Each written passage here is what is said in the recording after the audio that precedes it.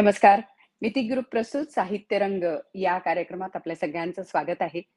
साहित्याविषयी आपण कितीही विचार केला तरी सुद्धा त्यातलं वैविध्य आपल्याला नेहमी खुणावत राहतं.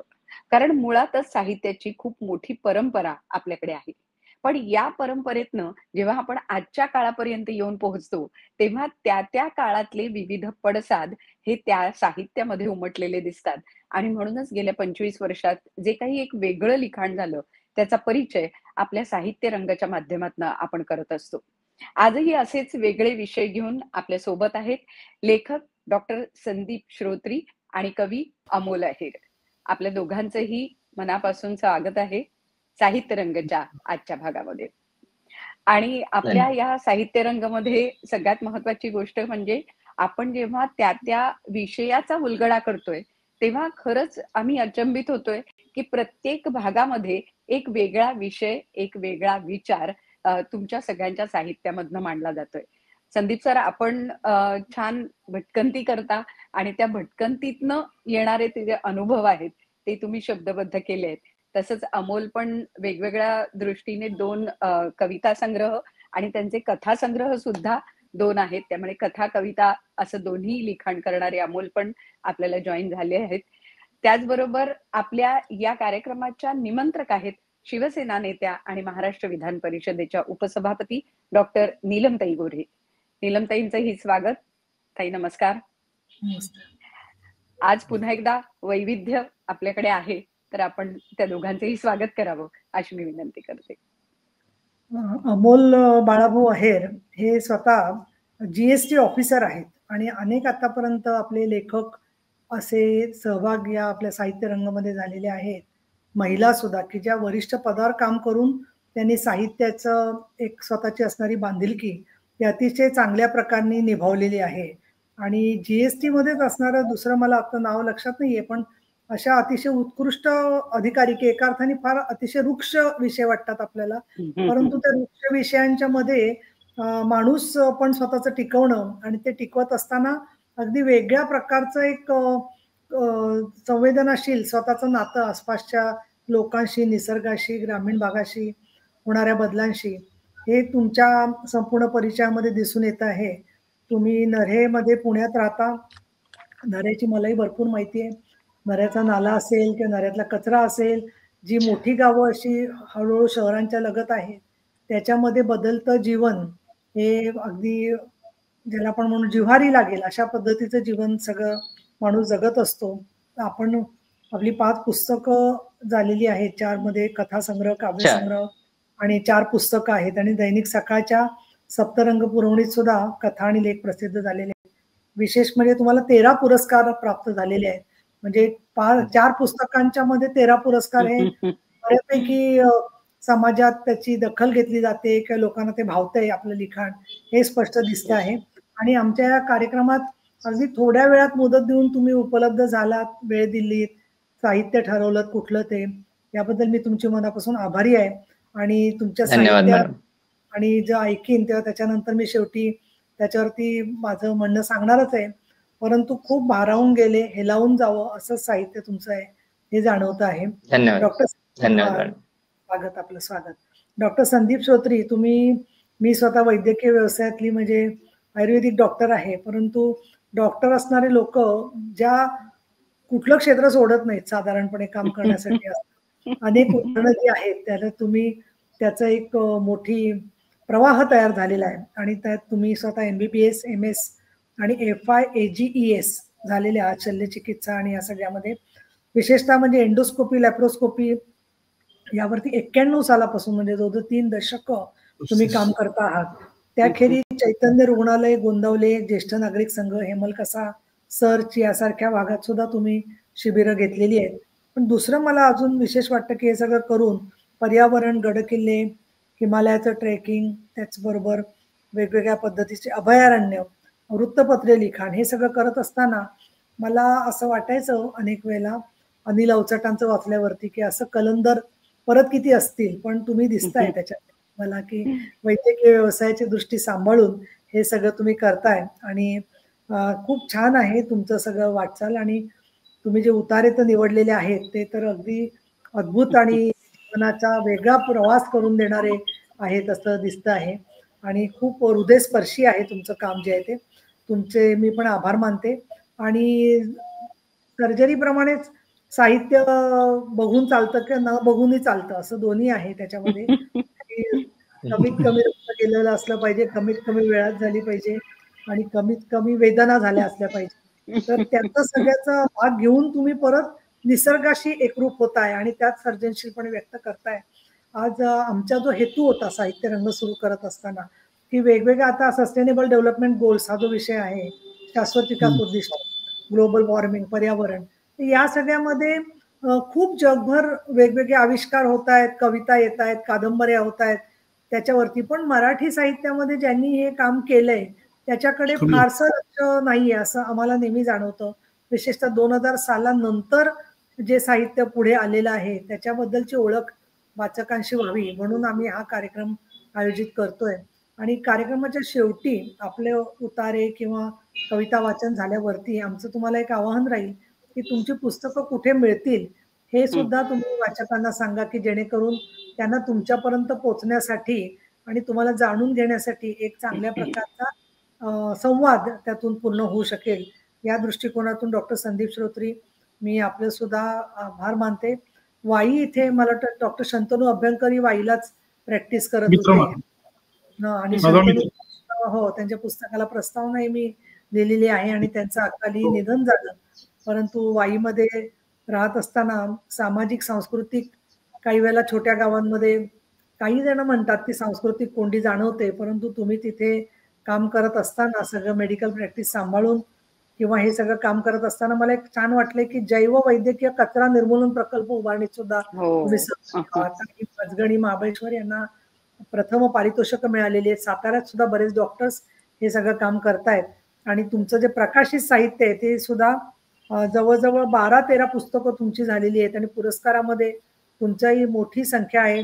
जवळजवळ 10-11 पुरस्कार तुम्हालाही मिळालेले आहेत आणि वेगवेगळ्या प्रकारच्या पार्श्वभूमीतून हे पुरस्कार आलेले आहेत. त्याच्यात प्रवासाचे आहेत, पर्यावरणाच्या संदर्भात आहेत, सामाजिक कृतज्ञतेबद्दलचे आहेत, ललित साहित्य लेखनाबद्दलचे आहेत आणि खरोखरच त्यामुळे यामध्ये एक चांगल्या प्रकारचा ट्रेंड किंवा चांगल्या प्रकारचा ठसा उमटवेल अशा प्रकारचं तुमचं साहित्य आहे. तर मी दोघांचे मनापासून स्वागत करते आणि आपल्याला शुभेच्छा देतेच आणि आपण सुरू करूया. हो, खरंच आहे नीलमताई, त्यांचं वैविध्य म्हणजे संदीप सरांचं इतकं वैविध्य आहे आणि खरोखर ती भटकंती करत असताना तो विषय आपल्यापर्यंत पोहोचतोय. म्हणजे कास पठार असेल, एव्हरेस्ट असेल किंवा महाराष्ट्रातले दुर्ग असतील, मनूचं अरण्य असेल, कासवांचं बेट असेल, इतकी सुंदर पुस्तकं तुमची खरं तर संदीप सर आहेत की त्यातलं नेमकं कोणतं वेचायचं असा खरं तर प्रश्न आहे. जो विषय आहे की जे आता येऊ घातलंय पुस्तक, किंबहुना ते आता अगदी थोड्याच दिवसात वाचकांच्या भेटीला येईल. तर जीवन त्यांना कळले हो, म्हणजे मला आधी वाटलं होतं की जीवन त्यांना कळले हो, सोपं आहे की पण तसं नाहीये. तुमच्या पुस्तकाचं नाव जीवन त्यांना कळले हो असं आहे आणि त्यातला एक लेख आज सुरुवातीला तुम्ही वाचताय. तर संदीप सर, आपल्या वाचनाने आपण सुरुवात करूया. नमस्कार. प्रथम या उपक्रमामध्ये मला संधी मिळाली आणि आपल्या सर्व श्रोत्यांशी संवाद साधायला मिळाला, त्याबद्दल खरोखर मी धन्यवाद मानतो. नीलमताईंचं कार्य, मी दिल्लीमध्ये त्यांच्या साहित्य संमेलनामध्ये जो स्टॉल होता तिथे येऊन गेलेलो होतो. आपण तिथं होता, आलाही होतात, आवर्जून थांबलाही होतात आणि ते बघून मी थक्क झालो. मला एवढं माहित नव्हतं की इतकी पुस्तकं आपली असतील, हेही मला माहित नव्हतं, पण मी खरोखर थक्क झालो. आता सातारामध्ये साहित्य संमेलन घेतलेलं आहे. मी मला अधिकार नाही अजून कुठलाही, परंतु मी त्याच्या वेळी सामील आहे आणि मी आताच आपल्याला आमंत्रण वेगळं देतो. मॅडम नाही, मी आता तेच सांगितलं. आपल्या मूळच्या आजच्या विषयाकडे येऊया की पुस्तकामधले काही जे उतारे वाचून दाखवायचे आहेत ते अतिशय अल्प मुदतीमध्ये मी काही निवडलेले आहेत. मला त्याला स्कोप मला फार मिळाला नाही, परंतु तरी देखील मी आता एक 20 मिनिटापूर्वी हॉस्पिटलमधून आलो आणि बसलो होतो इथं. तर दुसरा उल्लेख म्हणजे आपण अनिल अवचटांचा केला. अनिल अवचटांचा मी एक मानलेला, म्हणजे ते भाऊच म्हणायचे, परंतु माझ्या पुस्तकाच्या प्रकाशनालाही ते आलेले आहेत आणि परवा त्यांचं 26 ऑगस्टला त्यांचा जयंती होती, त्यावेळी पण मी त्यांच्यावर लेख मोठा लिहिलेला आहे की बाबा तू गेलास पण. असं परवा त्याला 3 दिवसापूर्वीच हे होते. बरोबर. शंतनू अभ्यंकर बद्दल आपण उल्लेख केला. शंतनू आणि मी गेले 35 वर्षातली 30 वर्ष एकमेकाला ओळखतो आणि माझ्या एका पुस्तकाचं भाषांतरही त्याने केलंय. आणि दर शुक्रवारी, म्हणजे आजही शुक्रवार आहे, दर शुक्रवारी दुपारी मी त्यांच्या हॉस्पिटलमध्ये ओपीडी माझी असती आणि ओपीडी पेक्षा सुद्धा माझा जास्त हेतू हा शंतनू बरोबर आम्ही पुस्तकांच्या गप्पा मारायचो. त्यामुळे आम्ही समव्यसनी मित्र होतो. प्रचंड पुस्तक तोही वाचायला घ्यायचा आणि मी पण वाचन आणि लेखन असतो आणि आम्ही दोघं एकत्र मिळून दक्षिण अमेरिकेची सफर 21 दिवसासाठी केली होती. त्याची 4 पुस्तकं शेवटी मी सांगणार आहे. त्याच्यात कासवाचं बेट, इंका संस्कृती, रहस्यमय पेरू ही सगळी माझी पुस्तकं शंतनू आणि मी एकत्र केलेली आहेत. एनिवे, आमच्या मूळ हेतूला की माझं बरंचसं लेखन हे हिमालयातलं ट्रेकिंग, निसर्ग, जंगल भ्रमंती आणि जगभर मी सध्या जो पर्यावरणाच्या बाऊ करून पर्यटनाला विरोध होतो, त्यासाठी पर्यटनाचा बाऊ करून पर्यटनाला जो विरोध होतो त्याच्या विरुद्ध थोडीशी माझी मतं मांडायची की पर्यटन आणि पर्यावरण ही जरी दुधारी शस्त्र असली तरी देखील त्या नाण्याच्या 2 बाजू नसून त्या एकमेकाला कॉम्प्लिमेंटरी किंवा पूरक कशा करता येईल असं माझं बरंचसं लेखन आहे.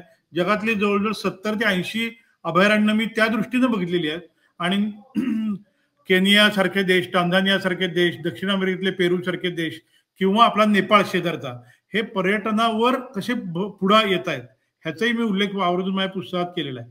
तर अशा देशामध्ये फिरताना, अशा अभयारण्यामध्ये फिरताना मला जंगल वाचवण्यासाठी, जंगलाचा सर्वे घेण्यासाठी, जंगलामध्ये अनाथ प्राण्यांसाठी काम केलेले अशा अनेक लोकांशी माझा परिचय झाला म्हणण्यापेक्षा काहींना प्रत्यक्ष भेटलो पण मी, पण काहींच्या बद्दल मला लिहावंसं वाटलं उत्स्फूर्त आणि ती मध्ये माझी लेख मला फार गाजली होती. तर त्याचं एक आता पुस्तकही येतं म्हणजे अगदी मला वाटतं 3 आठवड्याच्या मध्ये येईल. आपले महाराष्ट्राचे प्रधान सचिव जे आहेत विकास खारगे सर, त्यांची प्रस्तावना त्याला मिळाली आणि माजी प्रधान वन संरक्षक जे होते, वन सचिव होते सुनील लिमये, त्यांनी तर अगोदरच माझं कौतुक म्हणून त्याबद्दल काही गोष्टी लिहिलेल्या आहेत माझ्याबद्दल, त्याही त्या पुस्तकात आहेत. तर अशा एका 20 आद्य वन संशोधन करणारे, वन संरक्षण करणारे आणि वनाचाच एक भाग होऊन गेलेले जे आहेत अशा लोकांचा मी परिचय छोटे छोटे त्यांच्या परिचय लिहिलेले आहेत. त्याचं पुस्तक जे आहे त्याचं शीर्षक आहे जी वन त्यांना कळले हो. तर त्यातला एक मी मनोगतातला माझा उतारा मी वाचून दाखवतो.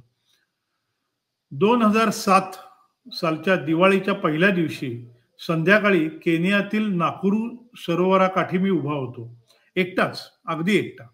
सायंकाळच्या सुवर्णकांतीने झळाळणाऱ्या मावळत्या दिनकराच्या साक्षीने अत्यंत शांत आणि प्रसन्न वातावरणात मी निसर्गाशी एकरूप झालो होतो. माझ्या समोर शेकडो पेलिकन्स म्हणजे झोळीवाले, हजारो चित्रबलाक म्हणजे करकोचे, लाखो अग्निपंखी किंवा फ्लेमिंगो आपण म्हणतो ते त्या उथळ पाण्यात उभे होते. अगणित छोटी बदके तरंगत होती. क्वचित कुठे नदी सूर्य सूर मारत होते. काठावरील उंच बाभळीच्या झाडावर पांढऱ्या पोटाचे मत्स्य गरुड अजूनही शिकारीच्या आशेने पाण्यावरील त्या द्विजसमूहावर शोधक नजरेने लक्ष ठेवून होते. त्यांच्या पलीकडे उंच माना आणखीच ताट करून काही जिराफ पोटपूजा करत होते.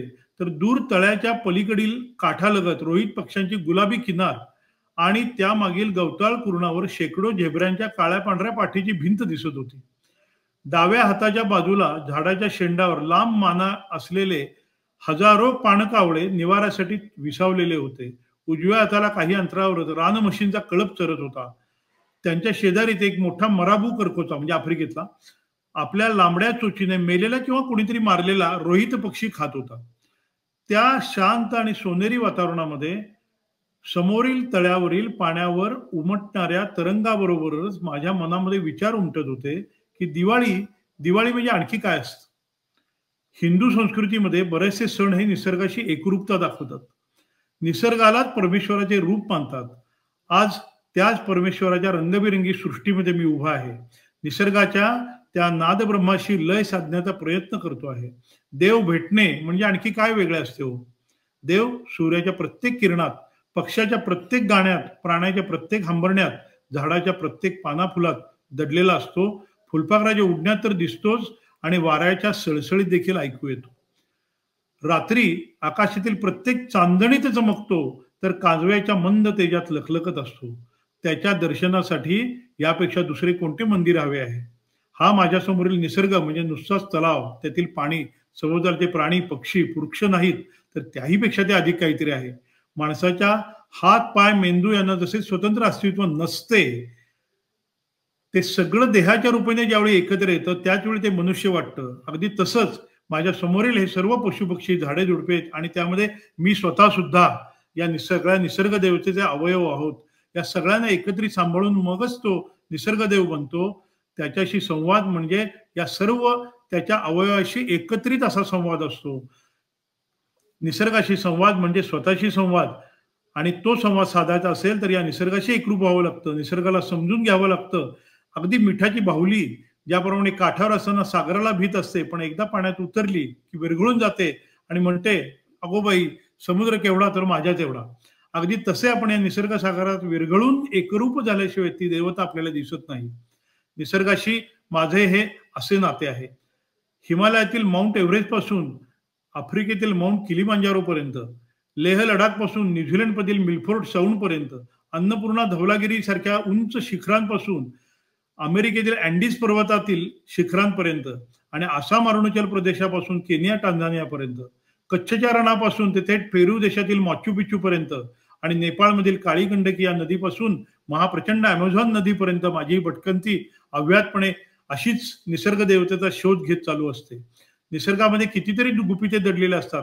मानवाचा एकच नव्हे तर शेकडो जन्म अपुरे पडतील त्याची उकल करण्यासाठी. साधे नखा एवढे गवत फूल सुद्धा निसर्गाचे एक महाकाव्य असते. त्याचे प्रत्यंतर मी सातारा शहराजवळील कासच्या पुष्पपठारावरील सूक्ष्म जैवविविधता अनुभवताना अनेक वेळा घेतले आहे. या सृष्टीच्या अगाध पसाऱ्यातील त्यांच्यापैकीच लहानसा मी, अशी मी भावना ठेवून वावरत असताना या निसर्गाचा अनादर करणारी अपरिपक्व तरुणाई, बेजबाबदार नोकरशाही, लबाड राजकारणी आणि धूर्त भांडवलशाही मला पायातील काट्याप्रमाणे सलू लागली. निसर्गाच्या पोटात शिरणाऱ्या या रानवाटात टिकवण्यासाठी मी धडपडू लागलो. या रानवाटेवरील प्रवास मध्ये दिसणारे सारे अनुभव मी समजून घेऊ लागलो. निसर्गाच्या विविध रूपामध्ये मी स्वतःला शोधत फिरतो. हिमालय या मोहिनी अस्त्राची जबरदस्त पकड माझ्यावर बसून काही दशके उलटली, ती अद्यापही तशीच कायम आहे.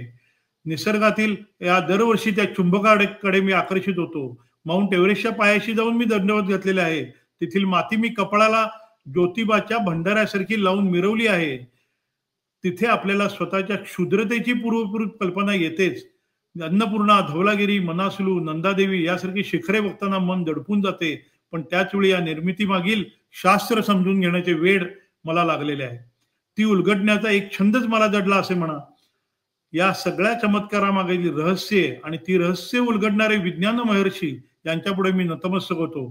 काळी गंडकी नदीमध्ये शाळीग्राम गोळा करताना मला 50-60 लाख वर्षापूर्वीची हिमालयाची निर्मिती आठवते आणि भूगर्भशास्त्रज्ञ लुई लिके यांचे चरित्र आठवते. माउंट केनियाच्या पायथ्याच्या घनदाट जंगलामध्ये केवळ 40 फुटावर असणाऱ्या रानटी हत्तीवरचा श्वास ऐकताना काळजाचा थरकाप तर झाला होता, पण त्याच वेळी मला त्यांच्या संरक्षणासाठी जीवाचे रान करणारी सिंथिया मॉस हिची आठवण आली होती.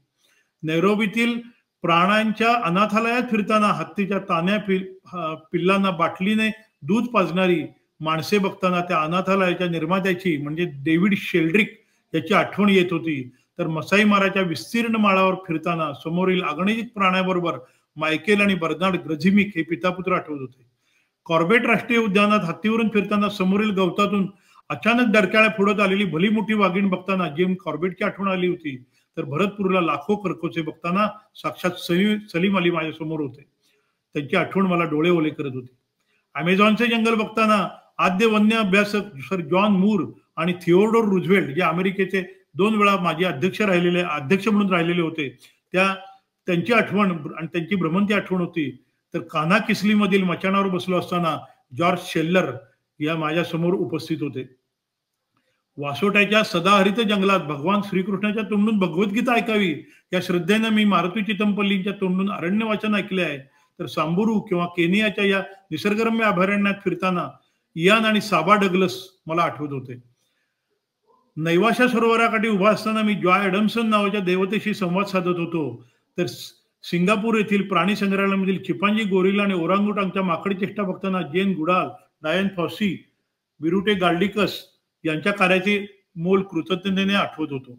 माउंट केनियाच्या घनघोर जंगलात उन्हाची तिरीप माझ्या अंगावर पडली आणि सर फ्रेडरिक सेलस यांचे दर्शन माझ्या मनचक्षुना झाले. भारतीय काँग्रेसचा संस्थापक आणि भारतीय उपखंडातील पक्षीशास्त्राचा पितामह असणारा सर ॲलन ह्यूम ही एकच व्यक्ती आहे हे ज्यावेळी वाचले त्यावेळी आश्चर्याचा धक्का बसला होता. सिक्कीमच्या जंगलात कांचनगंगा परिसरात फिरताना असंख्य रंगाची रोडोडेंड्रॉनची फुले बघताना पावलो पावली मला जोसेफ हुकर आणि त्याचा मित्र चार्ल्स डार्विन आठवत होते. गालापगोस बेटावरील माझी भ्रमंती ही कासवे आणि चिमण्या बघत असताना थेट सर चार्ल्स डार्विन यांच्या उत्क्रांतीवादाकडे घेऊन गेली होती. तर गडचिरोलीमधील घनदाट परंतु शापित जंगलामध्ये आदिवासीवरून शस्त्रक्रिया ज्यावेळी मी करत असतो त्यावेळी मला डॉक्टर प्रकाश आणि मंदाकिनी आमटे या दाम्पत्याचे तेथील जंगलाशी एकरूप झालेले रूप आठवत असते.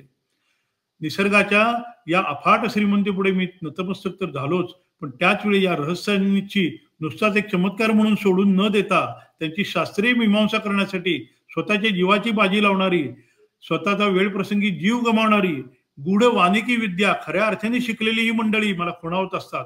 त्यांच्या प्रती माझा आदर हा कैक पटीने वाढलेला असतो.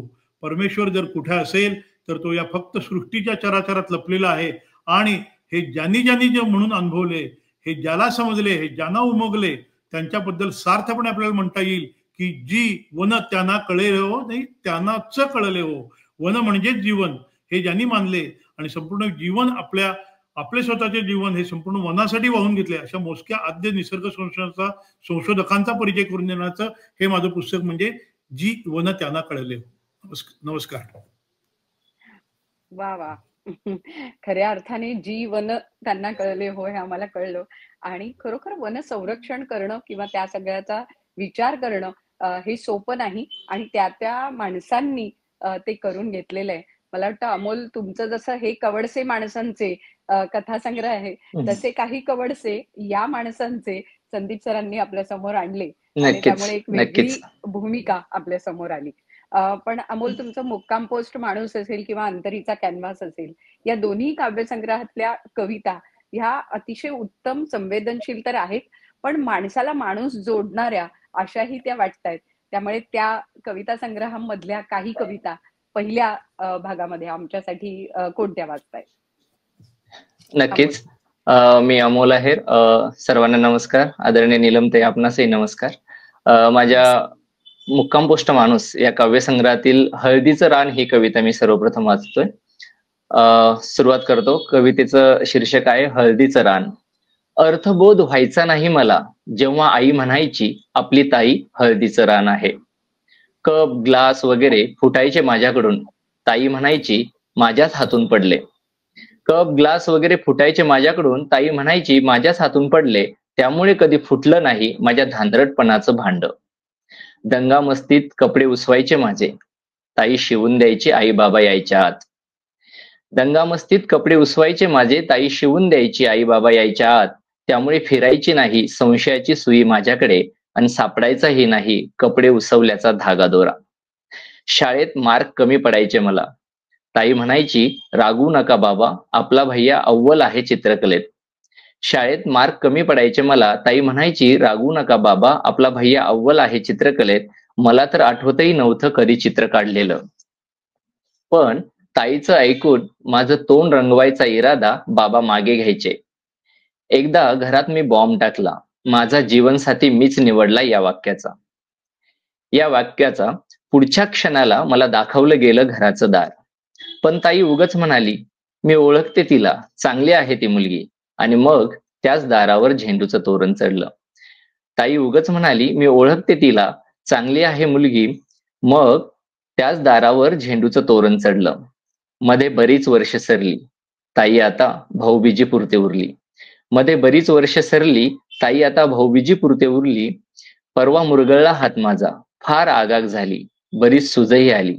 बायको म्हणाली हळदीचा लेप लावा लगेच बरं वाटेल. तेव्हा उमगलं मला का आई म्हणायची ते आपली ताई हळदीचं रान आहे, आपली ताई हळदीचं रान आहे. यानंतर माझ्या अंतरीचा कॅनव्हास या काव्यसंग्रहातील एक कविता मी सादर करतो आहे. कवितेचं शीर्षक आहे एवढ्याच आशेवर. आजी शेवटपर्यंत करत राहिली घरातली कामं कंटाळ्याच्या लवलेशाविना. तिच्या पायाचा भोवरा घरभर फिरायचा घराच्या टापटिपीसाठी. घर, अंगण, न्हाणी, पडवी, जिथे तिथे तिच्या सफाईची फुगडी. मग कुणाच्याही डोक्यात साचलाच नाही तिच्याबद्दल कचरा. घरातला धुण्याचा अवजड पतंग भिरभिरत जायचा नदीच्या दगडावर तिच्याच डोईवरून. घरातल्या सुनांनीही नेहमीच ढील दिली त्या पतंगाला. अख्खं घर ढेकर देऊन घोरू लागायचं घर घर. तेव्हा ओसरीत घुमत असायचा तव्यावर विटकराचा आवाज खर खर खर. राखुंडी आणि घासणीच्या मांदियाळीत आजीने उभारलेली असायची पात्रपूजा. त्यामुळे घरात कधी लागलं नाही भांड्याला भांड. परवा अचानक आजी जाऊन बसली भिंतीवरच्या फोटोत. मला तर वाटलं जळमट काढायलाच गेली की काय. पण मला माहित नव्हतं की देवाची कामवाली सुट्टीवर गेली येते. आता सुकलेल्या हाराच्या पाकळ्या सारून ती बघत असते घरभर पोरक्या डोळ्यांनी. मी पण लय हुशार. आता मुद्दाम करून ठेवतो, मुद्दाम करून ठेवतो साऱ्या घरभर पसारा. एवढ्याच आशेवर, एवढ्याच आशेवर की केव्हा तरी सुटेलच तिचा संयम आणि झाडू शोधण्यासाठी उतरेलच ती खाली. आणि झाडू शोधण्यासाठी उतरेलच ती फोटोतून खाली माझी आजी. यानंतर मी तिसरी कविता सादर करतो आहे. कवितेचं शीर्षक आहे फिट्टम फाट. ही कविता पण माझ्या अंतरीचा कॅनव्हास या काव्यसंग्रहातील आहे. पावलांची उजळणी शिकलो आईचे बोट धरून. माझ्या खांद्याची काठी करून आई चालते आता. तिने भरवला मला चिवू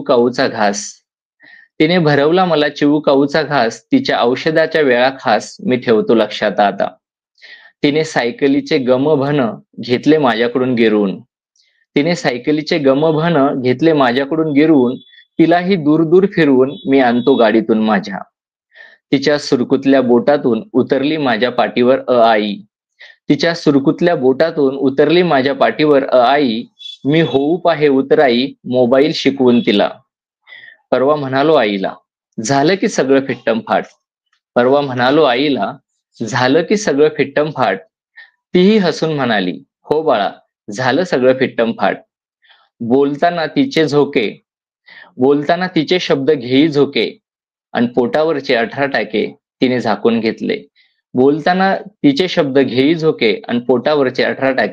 तिने झाकून घेतले. सिझरचे. धन्यवाद.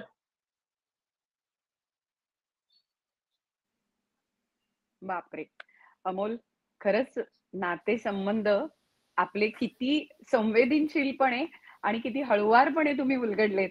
मग ती ताई असेल, आजी असेल किंवा आई असेल, या तिन्ही नात्यांची एक वेगळी गोष्ट खरं तर तुम्ही सांगितली. वेगळी गोष्ट म्हणण्यापेक्षा गोष्ट सारखीच, पण वेगळ्या उद्दिष्टाने वेगळ्या दृष्टिकोनातनं तुम्ही ती मांडली. कारण सगळ्यांच्याच घरचे हे नातं जे असतं ते असंच इतकं घट्ट असतं. पण हे ऋणानुबंध तुम्ही जे शब्दातनं मांडलेत ते खरंच खूप वेगळ्या पद्धतीने साकारले आमच्या समोर. धन्यवाद मॅडम. संदीप सर, तुमच्याही लेखनामध्ये जसं आहे की माणसं कशी वेगवेगळ्या पद्धतीची भेटली. ही माणसं भेटत असताना त्यांची इच्छाशक्ती, त्यांचा जबरदस्त आत्मविश्वास आणि त्या जिद्दीच्या जोरावर त्यांनी सर केलेल्या कितीतरी गोष्टी, विशेषतः एव्हरेस्ट सर करणं हे खरंच सोपं नाही. आणि त्यामुळे तुम्ही जे दोन्ही पाय नसलेला एकमेव एव्हरेस्ट चढणारा जो माणूस आहे त्याच्याविषयी जे पुस्तक लिहिलंय मार्क इंग्लिश, तर मला असं वाटतं की त्यातला काही भाग आज आम्हाला ऐकायला मिळाला तर खूप छान वाटेल. एक वेगळी प्रेरणा त्यातनं नक्की मिळणार आहे. या पुस्तकाची जन्मकथा अशी आहे की 2007 साली मी माउंट एव्हरेस्टच्या पायथ्याचा ट्रेक केला. नंतर 2 वेळा नंतर केला परत, पण 7 साली माझं पुस्तकही त्याच्यावर आलं होतं. पण त्या पुस्तकामध्ये मी एव्हरेस्टचे विक्रमवीर आहेत त्याच्या जोडीला चक्रमवीरांची पण यादी केली होती. तर विक्रमवीर आणि चक्रमवीरांच्या मध्ये एक असा आदल्याच वर्षी म्हणजे 2006 साली दोन्ही पाय नसलेल्या माणसानं एव्हरेस्टवर केलं असा उल्लेख होता. आणि त्याचं नाव पण नव्हतं मार्क इंग्लिश म्हणून. आणि त्या उल्लेख वाचून, ते माझं पुस्तक वाचून सांगलीचा एक पाटील म्हणून, जालिंदर पाटील म्हणून सारखा मला विचारत होता की या माणसाचा मला परिचय करून घ्यायचा आहे. मी त्याला म्हटलं ह्याला मी ओळखत नाही म्हटलं, परंतु या माणसाचा परिचय करून घ्यायचा असेल तर मी तुला मदत करतो म्हटलं. आणि माझ्या दुसऱ्या त्याच पुस्तकाची म्हणजे माउंट एव्हरेस्टच्या पायथ्याशी जे पुस्तक आहे त्या पुस्तकाची दुसऱ्या आवृत्तीच्या प्रकाशन कार्यक्रम तो समोर माझ्या आला आणि माझा उलगडा झाला मला की त्यालाही पाय नव्हते आणि त्याला एव्हरेस्ट सर करायचं होतं. तर भारतातनं जाणाऱ्यांना फंडिंग खूप करावं लागतं त्यामुळे ते अवघड होतं पण त्याला मदत करायची. मग मात्र मी न्यूझीलंडची सहल खास काढली, ईमेलवर यांची अपॉइंटमेंट घेतली मार्क इंग्लिशची आणि त्यांच्याशी ख्राइस्टचर्चच्या एका कॅफेमध्ये मी त्यांचा व्हिडिओ इंटरव्ह्यू घेतला. आणि त्या इंटरव्ह्यूमध्ये एक एक जो सांगत होता ते माउंट एव्हरेस्ट सोडाच, माउंट एव्हरेस्ट हे त्याच्यापुढे खुज होतं. मंगेश पाडगावकरांनी माझं पुस्तक वाचून कविता करून मला पाठवली होती. माउंट एव्हरेस्ट त्याच्यापुढे खुज होतं. एवढी प्रचंड मोठी एव्हरेस्टच्या पेक्षाही जास्त उंच अशी कामं त्यानं नंतर केली त्याच्या ट्रस्टमधनं त्याच्यानंतर. परंतु हे सगळं मला ज्यावेळी समजलं त्यावेळी त्या कॅफेमध्ये मी त्याचे पाय पकडायला लागलो. तिथं पाय पकडायला लागल्यावर तो म्हणला थांब म्हणला I know Indian culture in Nepal म्हणून त्यानं स्वतःचे पाय काढले आणि माझ्या हातात ठेवले होते. कार्बनचे पाय त्याचे होते ते. इतकी तो असा म्हणजे डोळ्यात पाणी आणणारा होता. आणि त्यानंतर मी ज्यावेळी भारतात आलो ती जवळजवळ 3-1 आठवड्याची माझी ट्रिप होती आणि त्यावेळी भारतात ज्यावेळी आलो त्यावेळी मला असं लक्षात आलं की त्या दरम्यान भारतामधल्या महाराष्ट्रातल्या विशेषतः विदर्भातल्या शेतकऱ्यांच्या आत्महत्या खूप चालल्या होत्या आणि 10वी-12वीच्या रिझल्टच्या नंतर मुलं आत्महत्या करायला लागली होती. या माणसाचे पाय हे माउंट कुक जो न्यूझीलंडमधलं सर्वात उंच शिखर आहे तिथं तो गेला होता आणि एकटाच गेला होता आणि त्या शिखरावर जाताना त्याला अचानक व्हाईट आऊट झाला, स्नो स्टॉर्म सुरू झालं आणि 1 दिवस नव्हे 2 दिवस नव्हते 14 दिवस तो अडकून पडला. एक कॅडबरी 2-4 बिस्किट त्याच्याकडे होती आणि त्यानं गुहा केली बर्फाची त्यात आणि त्या गुहेत आत गेला तो. फक्त पाय बाहेर राहिले आणि पाय बाहेर राहिलेले मात्र 14व्या दिवशी ज्यावेळी हेलिकॉप्टरनं हेली ॲम्ब्युलन्स म्हणतो पण त्यातनं त्याला रिकव्हर केलं गेलं त्यावेळी उचलली त्यावेळी तो बेशुद्ध होता. पाय 2 काळे पडले होते. ख्राइस्टचर्चमध्ये त्याचे पायाचे दोन्ही अॅम्प्युटेशन केले. त्यानंतर 22 वर्षांनी 18 वर्षांनी 2004 साली त्यानं माउंट एव्हरेस्ट सर केलं, माउंट कुक पुन्हा सर केलं दोन्ही पाय नसताना. त्या दरम्यान त्यानं ऑलिम्पिकमध्ये पॅरालिम्पिकमध्ये अनेक मेडल्स मिळवली होती आणि म्हटलं मला आता एव्हरेस्ट सर करायचं. आणि मग 2002 साली केलं. 2004 साली त्यांना एव्हरेस्टसाठी म्हणून दुसरं एक शिखर आणि मग 2006 साली एव्हरेस्ट सर केलं होतं. त्या माणसाचं मी अक्षरशः झपाटल्यासारखं केवळ मुलांच्यासाठी आदर्श राहावा, कुणीही आत्महत्येसारखे विचार मनात आणूही नयेत एवढं जीवन सुंदर तुम्हाला दिलेलं असताना म्हणून ते पुस्तक लिहिलं आणि त्या पुस्तकाच्या अक्षरशः एकेका महिन्याला एक अशा 5-6 आवृत्ती आल्या आणि 2 वर्षात 7 आवृत्ती आल्या. आता ही 8वी आवृत्ती चाललेली आहे. राजवंश प्रकाशनाचीच माझी बरीचशी पुस्तकं आहेत तर त्यांनी केलेलं आहे. तर या पुस्तकामध्ये पहिला जो स्वप्नपूर्ती म्हणून जो चॅप्टर आहे किंवा प्रकरण आहे त्यातले काही भाग मी वाचून दाखवतो. 7 मिनिटाची मुदत आहे ना मला, ठीक आहे. स्वप्नपूर्ती 14 मे 2006ची मध्यरात्र. डोक्यावर चांदण्याने गच्च भरलेले आकाश होते. थंडगार वारा बर्फाच्या वाळूचे झपकारे अंगावर मारत होता. तापमानाचा काटा उणे 40 अंशावर स्थिरावला होता. बरोबरच्या साथीदारांचे श्वासाचे आवाज आणि त्यांच्या प्राणवायूच्या मुखवट्यांच्या झडपांचे आवाज, हिमकुऱ्हाड असलेल्या हातांचे आणि क्रॅम्पॉन लावलेल्या बुटांचे ठकठक असे आवाज तेवढे कानावर पडत होते. 8700 मीटरवर पोहोचेपर्यंत 15 मेची पहाट उजाडली होती. वाटेवर अगोदरच माहिती असल्यामुळे दगडाच्या मोठ्या 3 पायऱ्यांपैकी पहिल्या पायरीपाशी त्याला ग्रीन बूट दिसला. उंचीवरील वेड्या आणि धाडसी साहसाची परिणिती नेमकी कशामध्ये होऊ शकते याची जाणीव समोरचा तो ग्रीन बूट आणि त्याच्यापुढे 3ऱ्या पायरीपाशी असणारा लटकलेला मार्को हे दृश्य बघावसे वाटत नाही, पण अपरिहार्यपणे त्यांना ओलांडूनच पुढे जाते. नाईलाज असतो कारण दोन्ही बाजूला सुमारे 3-3.5 मीटर्स 10,000 पेक्षा जास्त फुटाची खोल दरी असते.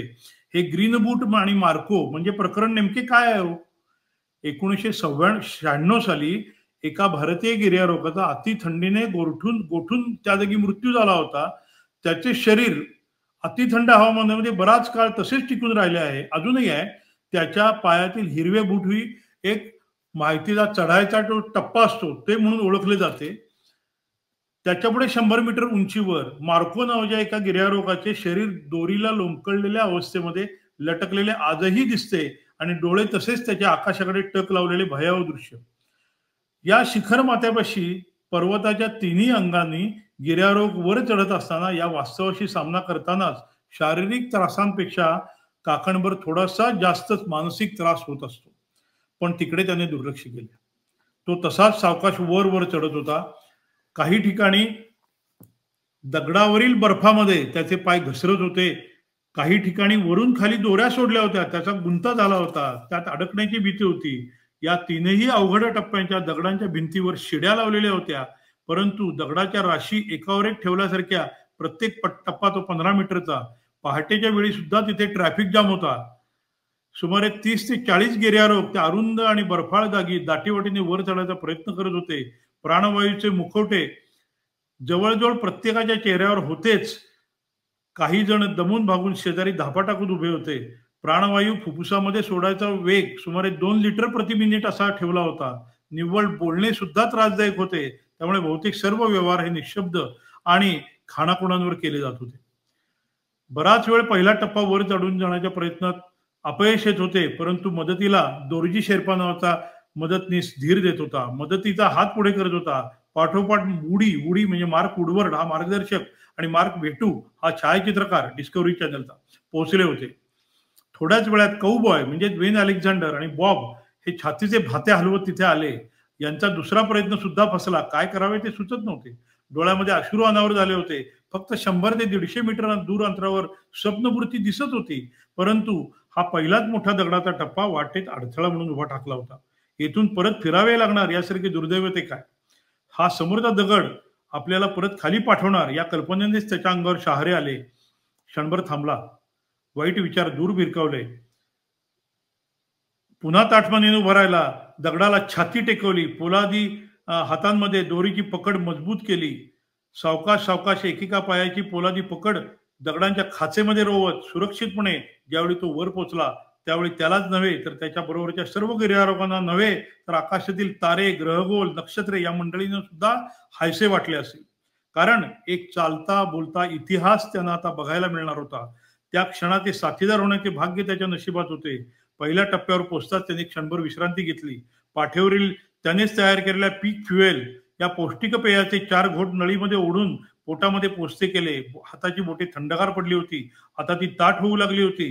त्याचा मदतनीस थांबू नको, उठ, चालायला लाग, नाहीतर आहे असा गोठशील असा दम देत होता.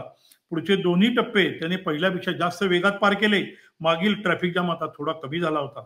तिसऱ्या टप्प्यापाशी अपेक्षेप्रमाणे त्याला मार्को दिसला. मार्को म्हणजे रक्त आणि मांस नसलेले परंतु बाकी सर्व शरीराचा दगड होऊन बसलेले शब्दशः पार्थिव आता त्या पर्वताचाच भाग बनून राहिलेले होते. समोर शिखर अगदी नजरेच्या टप्प्यात आलेले दिसत होते. समुद्र सपाटीला हे 50 मीटरचे अंतर एखाद्या कसलेल्या धावपटूने 5 ते 7 सेकंदात पार केले असते, परंतु येथे त्याला मात्र खात्री होती की समोरील शिखरधार आपला कमीत कमी अजून अर्धा तास तरी नक्कीच घेणार आहे. शिखरावर पोहोचलेले सुदैवी भाग्यवंत आता दिसू लागलेले होते. चढ फारसा नव्हता, परंतु बर्फामध्ये मात्र ह्याचे पाय गुडघापर्यंत रुतत होते. बर्फातील मागील पाय बाहेर काढून पुढे टाकण्याला मोठे कष्ट पडत होते.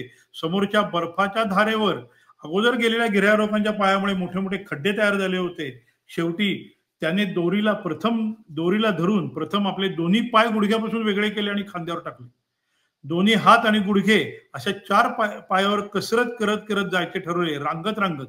खरोखरच ती गमतीची कृती नव्हती तर निव्वळ अपरिहार्यता होती. शारीरिक दुर्बलता त्यामध्ये होती. आयुष्यातील एक मोठी कष्टप्रद अशी चाल होती ती. प्रत्येक पाऊल हे एक एक मिनिट लावत होते. अगदी युगासारखे मोठे वाटत होते. आयुष्यात कधीच विसरता येणार नाही अशी ती 20 मिनिटे होती. अति उंचीवरील विरळ हवेमध्ये डोके सुद्धा जड झाले होते. नाकपुड्या विस्तारल्या होत्या. छाती फुटेल की काय असं वाटत होते. हाताच्या बोटातून असह्य वेदना सुरू झाल्या होत्या. गुडघ्याच्या संवेदना नष्ट झाल्या होत्या. शेवटी हळूहळू पुढे जाताना एका क्षणी पुढचे दोन्ही हात वर चढायच्या ऐवजी थोडेसे खाली गेले आणि चमकून त्याने वर बघितले. आजूबाजूला मान फिरवली. अंगातून आनंदाची एक लहर गेली. मनोमन समजला, त्याने ओळखले की तो जगाच्या सर्वोच्च शिखरावर उभा होता. रांगत आला होता. लहानपणापासूनच त्याचा हिरो असणाऱ्या सर एडमंड हिलरी आणि तेनसिंग यांच्या पावलावर पाऊल त्याने टाकत प्रचंड कष्टाने, त्याहीपेक्षा अतिशय जिद्दीने, निश्चयाने तो उभा होता. सोबतीचे सारे सोबती कडकडून मिठी मारून त्याचे स्वागत करत होते. अभिमानाचे हात त्याच्या हातात घेत होते. ही रात्र जरी वेगळी होती तरी हे बाळ तिच्या अंगा खांद्यावर चढायला त्या मातृदेवतेने चोमुलुंगमाने आज परवानगी दिली होती. हे तिचे बाळ मात्र आगळे वेगळे होते, कारण सगळीच बाळे सारखी असतात आईसाठी, परंतु या बाळाची जास्त काळजी आईला होती, जास्त कौतुक होते. त्यापैकीच हे बाळ अक्षरशः रांगत रांगत तिच्या खांद्यावरून डोक्यावर चढून बसले होते.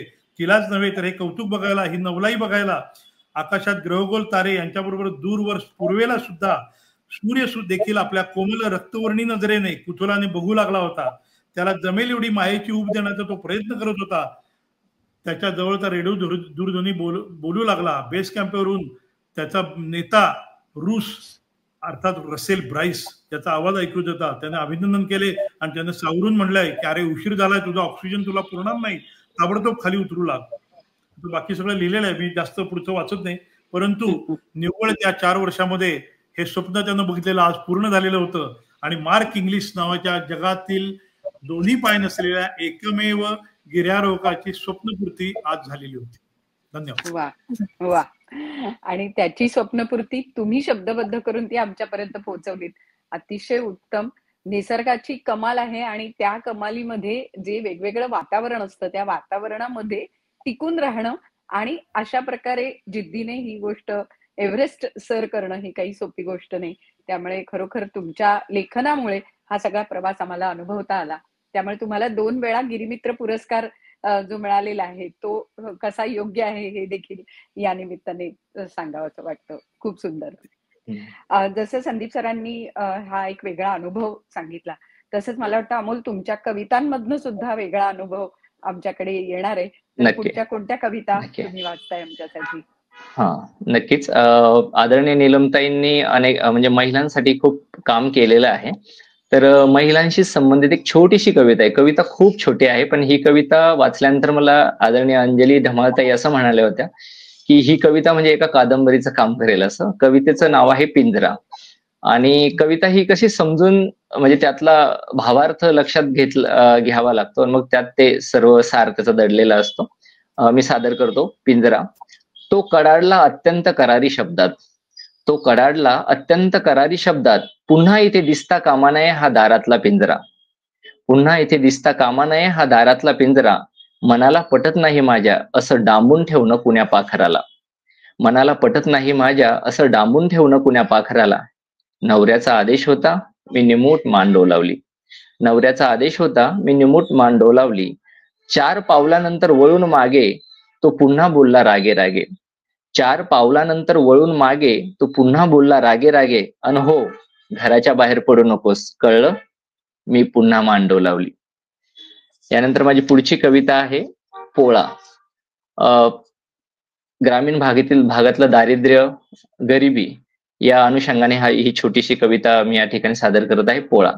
हे गरिबाचं पोर भटकतंय गल्ली गल्लीतून, हे गरिबाचं पोर भटकतंय गल्ली गल्लीतून, तसा आज पोळा आहे गावभर, पण याच्या जिंदगीची मात्र पुरती होळी झालेली, तसा आज पोळा आहे गावभर, पण याच्या जिंदगीची मात्र पुरती होळी झालेली. बाप आभाळात उडून गेलेला, शिंक्यावर कोरभर भाकर टांगून माय मजुरीला पळालेली, बाप आभाळात उडून गेलेला, शिंक्यावर कोरभर भाकर टांगून माय मजुरीला पळालेली. पोरग फिरतय गावभर सजलेल्या बैलांची हौस मौज बघत खपाटीला गेलेल्या पोटाने, पोरग फिरतय गावभर सजलेल्या बैलांची हौस मौज बघत खपाटीला गेलेल्या पोटाने. मध्येच त्याने आपल्या डोईला दोन्ही हात लावले, मध्येच त्याने आपल्या डोईला दोन्ही हात लावले आणि मनाशीच म्हणाला की अरे मलाही शिंग असती तर मलाही मिळाली असती पुरणपोळी, मलाही शिंग असती तर मलाही मिळाली असती पुरणपोळी. यानंतर शेवटची कविता आहे स्मरणशक्ती नावाची, जी मी आईवरती केलेली आहे. स्मरणशक्ती खूप पक्की आहे ग आई तुझी, सगळंच आठवतं ग तुला, सगळंच आठवतं. मला पाजावयास आणलेली उसन्या दुधाची वाटी, मला पाजावयास आणलेली उसन्या दुधाची वाटी, ताईच्या पोलक्याला बांधलेल्या तुटक्या सुतळीच्या गाठी. बाबाच्या बिमारीत विकलेला गळ्यातला पिवळा मणी, बाबाच्या बिमारीत विकलेला गळ्यातला पिवळा मणी, दाराच्या मागे दडून ढाळलेलं खारं पाणी. अंगावरती तू काढलेला क्षयाचा जीव घेणा आजार, अंगावरती तू काढलेला क्षयाचा जीव घेणा आजार, रुपयात वाटा शोधण्यासाठी पालथा घातलेला बाजार, रुपयात वाटा शोधण्यासाठी पालथा घातलेला बाजार. पदराखाली लपवलेला पंक्तीतला तळीव पापड, पदराखाली लपवलेला पंक्तीतला तळीव पापड, मैतावरून उचललेलं हातभर कोरं कापड. स्मरणशक्ती खूप पक्की आहे ग आई तुझी, सगळंच आठवतं ग तुला, सगळंच आठवतं. बैल बसला सरीत तेव्हा खांद्यावर घेतलेलं जू, बैल बसला सरीत तेव्हा खांद्यावर घेतलेलं जू, माय मेलेल्या वासराची गाय झालेली तू, माय मेलेल्या वासराची गाय झालेली तू. सगळंच आठवतं ग तुला, सगळंच आठवतं.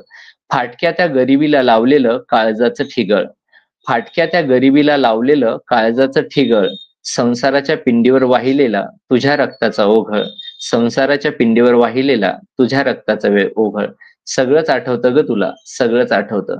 मग हेही सांग ना जरा आठवून आई, मग हेही सांग ना जरा आठवून आई, शेवटचं पोटभर कधी जेवली होतीस ग, शेवटचं पोटभर कधी जेवली होतीस. धन्यवाद.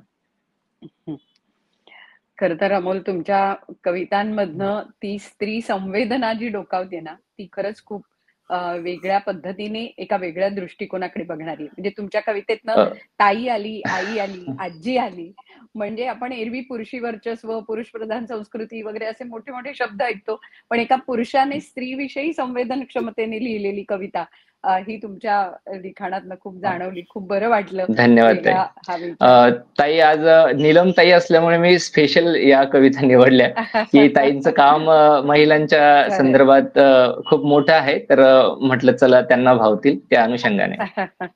अगदी. नीलम ताई, काय सांगाल? एक तर डॉक्टर संदीप श्रोत्री यांनी जे अनुभव आणि संपूर्ण लिखाण जे केलेलं आहे, तर ते जर का पाहिलं आणि वाचलं, ऐकलं, तर मग मोठ्या प्रमाणामध्ये लक्षात येतं की किती खोल आणि किती अंतर्मुख होऊन सगळं त्यांनी पाहिलेलं आहे आणि मांडलेलं आहे. जीवन त्यांना कळले हो त्याबद्दलचं असेल तर त्याच्यामध्ये सुद्धा आपल्याला दिसतं की सर्व प्रकारचे रागरंग, सर्व प्रकारचे द्वंद्व, सगळ्या प्रकारचे प्रश्न हे त्याच्यात दिसतात. त्याच्यात त्यांनी कवितांचाही त्यांच्यावरती प्रभाव जाणवतो मोठ्या प्रमाणामध्ये. आणि जीवन त्यांना कळलं म्हणत असताना संपूर्ण अष्टपैलू स्वरूपाचं दृष्टिकोन त्यांनी त्याच्यामध्ये अंतर्भाव सगळा केलेला दिसतो आहे. दुसरं मी असं म्हणेन की अनिल अवचटची हे तुमचे मित्र आहेत, गुरु आहेत, बरोबर आहे, परंतु निसर्गाच्या आणखीन जंगलांच्या वर्णनांबरोबरच अनिल अवचटांचा थोडंसं तुलनात्मक विचार केला तर माणसांचं वर्णन जास्त असायचं त्याच्यामध्ये, माणसाच्या व्यक्तिरेखांचं. तुम्ही स्वप्नपूर्तीमध्ये माणसाच्या व्यक्तिरेखेबरोबर एक दुर्दम्य इच्छाशक्ती असणाऱ्या व्यक्ती, अत्यंत विरळा असणारा, आणखीन अशा इतक्या अवघड परिस्थितीमध्ये चालणारा, ते पाहिलं की म्हणजे आपण स्थिमित होऊन जातोच. पण त्याचबरोबर तुम्ही जे सांगितलं आता अनुभव तुमचा की त्यांनी पाय तुमच्या हातात काढून दिले, तर अशा प्रकारची माणसं ज्यावेळेला दिसतात त्यावेळेला ते अनुभव लोकांपर्यंत सहजी पोचत नाहीत. कारण इतकी माहितीचा, खरं म्हणजे ससेमिरा किंवा माहितीचा इतका पूर वर्षाव प्रत्येकावर होतोय की त्याच्यामध्ये तुम्हाला जसे सांगलीचे गृहस्थ भेटले तसं त्यांना ते काय पाहिजे आहे ते शोधण्यासाठी म्हणून ते तुमच्यापर्यंत येऊन पोचले. एरवी तुम्ही हे लिहिलं नसतं तर एखाद्या वेळेस त्यांच्यापर्यंत कुणी पोचलंही नसतं, किंवा ते त्याची वाट पाहत राहिले असते की माझ्या प्रश्नाला उत्तर देणारं कोणी सापडेल का. आणि मला असं वाटतं की लेखकाचं ज्याला मन सांगतं की मीच हे लिहिलं पाहिजे, त्यावेळेला त्याचं अजून लिखाण होत असतं. आणि तसं तुम्ही हे लिहिलं पाहिजे असं जिथे तुम्हाला भावलं. तुमचं माझ्याकडे एक अमेझॉन मधल्या त्या मुंग्यांबद्दल एक पान काप्याबद्दलचा पण निबंध हो अमेझॉनचं, तर ते तर सगळं पाहिल्यावरती असं वाटतं की आज वेळ खूप कमी पडला तुम्हाला आणि खूप आवश्यकता आहे जास्त या लिखाणावर चर्चा व्हावी. दुसरं आपण एक फिनोमिनन किंवा प्रक्रिया की थिंक ग्लोबली आणि ऍक्ट लोकली. पण जेव्हा आपण ग्लोबल होतो, जेव्हा वैश्विक आपण भूमिका घेतो, त्यावेळेला त्याच्यामध्ये किती अजून ज्ञान दडलेलं आहे हे आपल्याला लक्षात येतं. की तुम्ही लिहिलेलं आहे त्याच्यात की वेगवेगळे कसे प्रकार आहेत त्यामध्ये जे आहेत ते, आणि पक्ष्यांची बोली, मुंग्यांची बोली, ह्या सगळ्या बरोबरच स्वप्नपूर्तीमध्ये खूप शेतकरी आत्महत्येचा तुम्ही संदर्भ दिलात की निराश होऊन स्वतः अगदी जाण्यापेक्षा त्यामध्ये अशी जिद्द ठेवणारी जी माणसं आहेत त्यांच्या कथा अजून जेवढ्या पोचतील तेवढं खूप चांगलं आहे. काही वेळेला आम्हाला वाटतं स्वतःला की समजून घेतल्या पाहिजेत गोष्टी, पण जेवढ्या पाहिजे त्या प्रमाणामध्ये चांगल्या साहित्याचा प्रचार प्रसार होत नाही. खरं तर आपण एरवी काय म्हणतो की साहित्य हे आपोआप पोचलं पाहिजे आणि साहित्य हे आपोआप लोकांच्या पर्यंत रुजलं पाहिजे.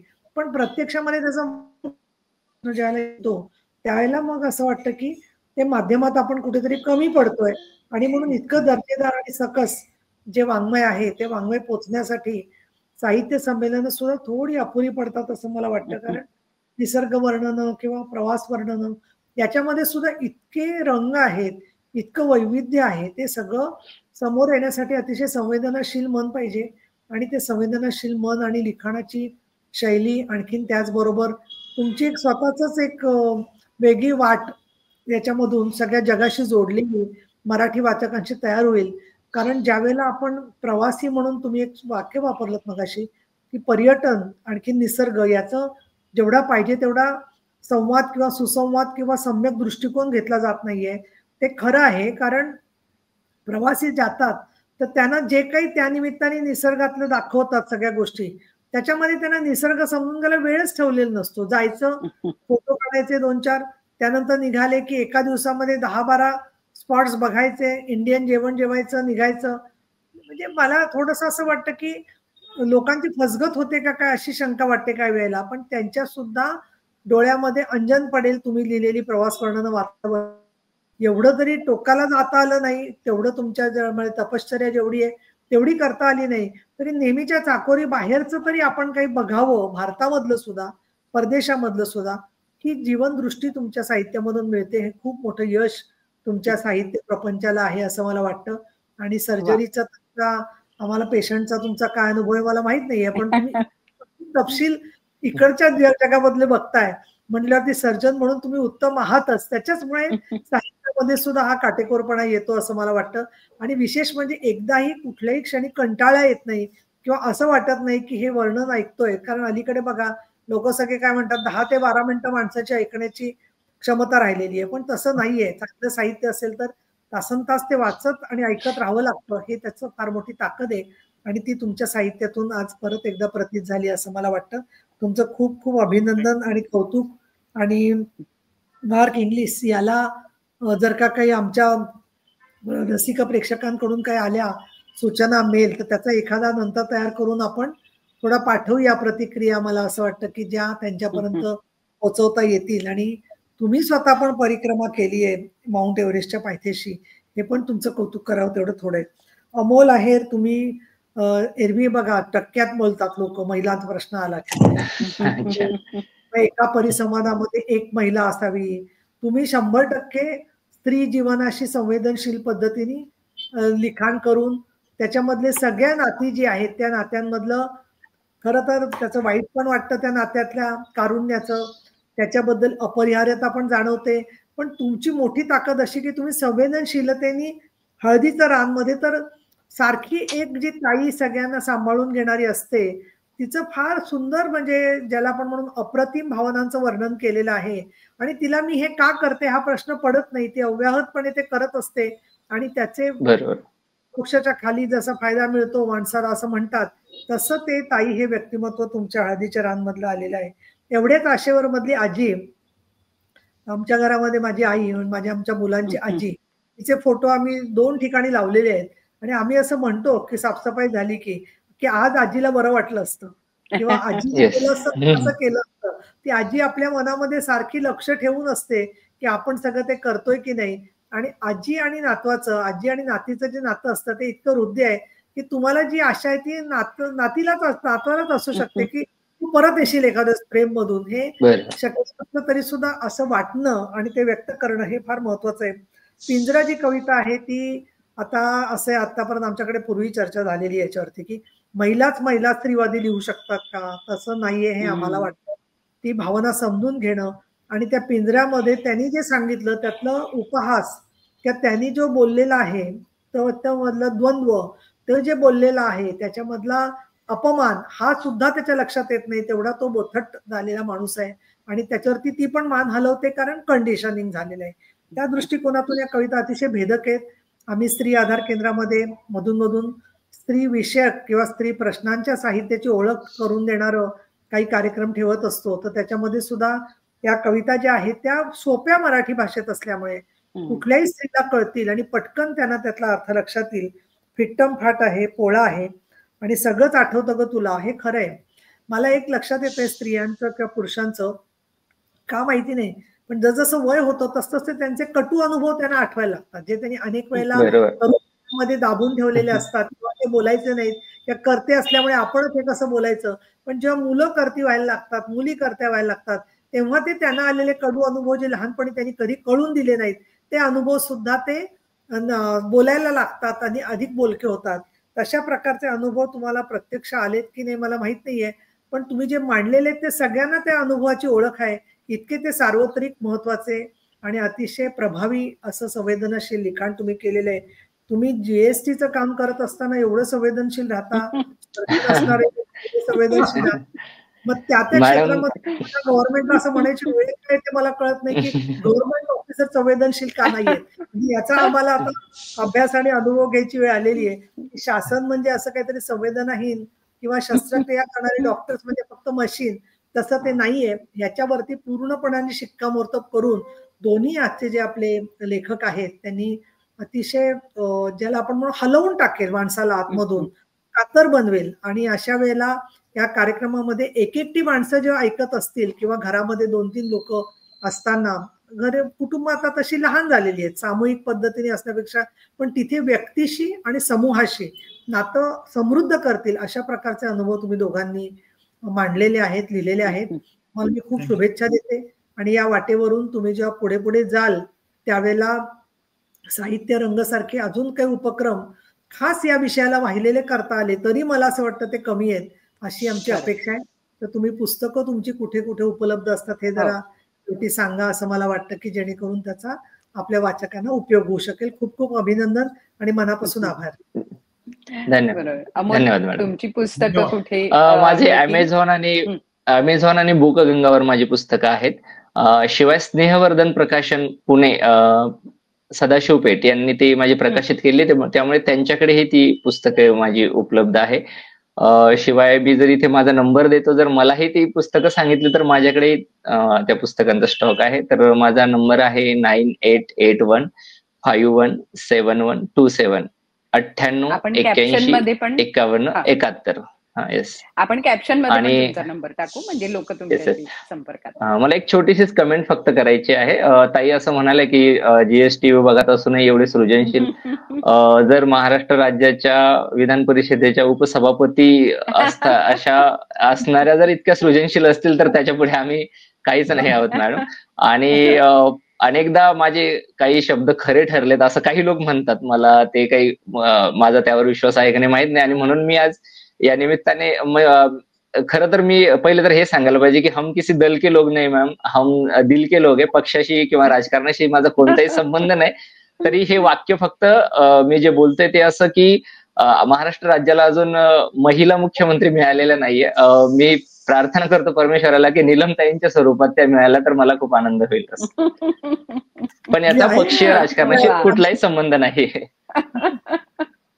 धन्यवाद. मी आभारी आहे. अमोल, एकदम अनमोल शब्द तुम्ही वापरलेत आणि खूप आमच्या सगळ्यांच्या मनातली भावना व्यक्त केलीत. मला वाटतं संदीप सर, तुमची ही पुस्तकं कुठे आहेत, काय मिळू शकतील त्याबद्दल सांगा. माझी एकूण 14 पुस्तकं प्रकाशित झाली आहेत. त्यातली 7 पुस्तकं राजवंशी आहेत, 8 पुस्तकं राजवंशी आहेत. मुंबईच्या हेगविकचं एक आहे, मी तुम्हाला दाखवतो. सर्वात जास्त म्हणजे 30-35 हजारपेक्षा जास्त खपलेलं पुस्तक म्हणजे कास पठारावरचं हे मराठी आणि इंग्रजी आवृत्ती. हे दोन्ही पुस्तकाचं प्रकाशन आम्हीच असल्यामुळे आमच्या हायस्कूलमध्ये किंवा बुक गंगाला हे उपलब्ध आहे, बुक गंगामध्ये मिळतं. आणि हे जे इंग्रजी आवृत्ती आहे ही शंतनू अभ्यंकरनं अनुवादित केलेली होती. त्यानंतर मार्क इंग्लिशचं राजवंशचं पुस्तक आहे, ते सगळीकडे अवेलेबल आहे. मी जगातल्या 5 खंडातल्या सर्वोच्च शिखरांच्या पायथ्याशी मी जाऊन आलो. 2 राहिले जाऊन. त्यातले एव्हरेस्टच्या पायथ्याचं हे पुस्तक कॉन्टिनेंटलनं प्रकाशित केलं होतं. ही सगळी पुस्तकं 14 पैकी 10 पुस्तकं बाबासाहेब पुरंदरेंच्या हस्ते प्रकाशित झाली होती. बाबासाहेब पुरंदरेंच्या स्वअक्षरात लिहिलेलं त्यांनी पत्र पण आहे आणि त्यांचं आशीर्वाद पण आहेत. हे हे त्यांच्या सहीचे. वा. आणि कॉन्टिनेंटलनं अतिशय सुंदर पुस्तक काढलं होते. आता ह्याची तिसरी आवृत्ती ही राजवंश काढते. त्यानंतर अन्नपूर्णा परिक्रमा ट्रेक जो असतोय, अन्नपूर्णा बेस कॅम्प, त्याच्यावर हे माझं पुस्तक आहे, मैत्रेय प्रकाशनानं प्रकाशित केलेलं. ह्याची पण रिप्रिंट आता दुसरीकडनं निघते. आता मागच्याच आठवड्यात मिलिंद गुणाजी आणि सिक्कीमला रोज कांचनजंगा शिखर यांनी बघितलं. ते आमचे सातारचे माजी खासदार श्रीनिवास पाटील हे जे राज्यपाल होते सिक्कीम मध्ये, त्यांच्या हस्ते प्रकाशित झालं पुस्तक. त्यावेळी उमेश झिरपे पण आले होते, गिरिप्रेमीचे. आणि कांचनजंगेच्या कुशीत या पुस्तकाचं प्रकाशन यांच्या हस्ते, यांच्या जोडीला जवळजवळ 12 कांचनजंगा समिटर्स तिथं होते. मराठा चेंबर ऑफ कॉमर्स मध्ये पुण्यात आणि नंतर साताऱ्यात हे 2 कार्यक्रम झाले. हे नुकतंच प्रकाशित झाले, 10 दिवस झाले फक्त.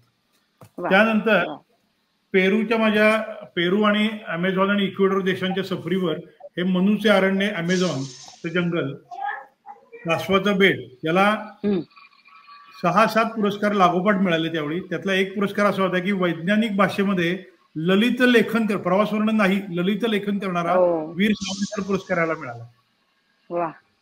देशमुखांच्या स्मृतीबद्दल महाराष्ट्र शासनाचा माननीय त्यावेळेचे मुख्यमंत्री उद्धवजी ठाकरे यांच्या हस्ते याला पुरस्कार मला मिळाला होता. हे इंकाची देवदारी म्हणून माचू पिच्चू आणि बाकी सगळ्या इंका साम्राज्य जे भारताच्या हिंदू संस्कृतीशी त्यावेळेच्या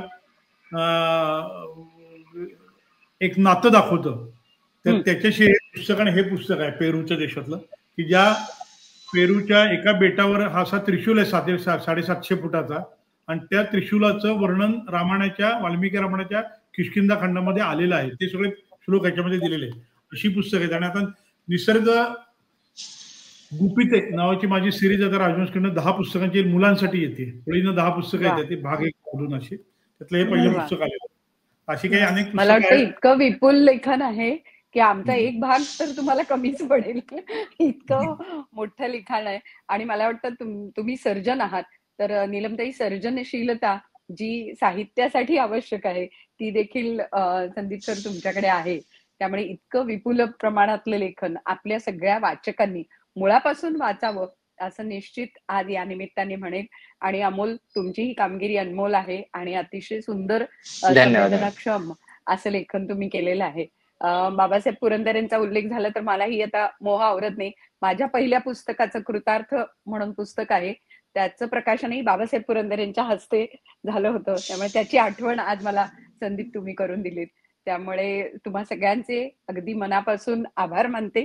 पुन्हा पुढच्या शुक्रवारी आपण भेटणार आहोत अशाच 2 लेखक कवींसह. आज इथेच थांबूया. खूप खूप धन्यवाद. धन्यवाद. धन्यवाद.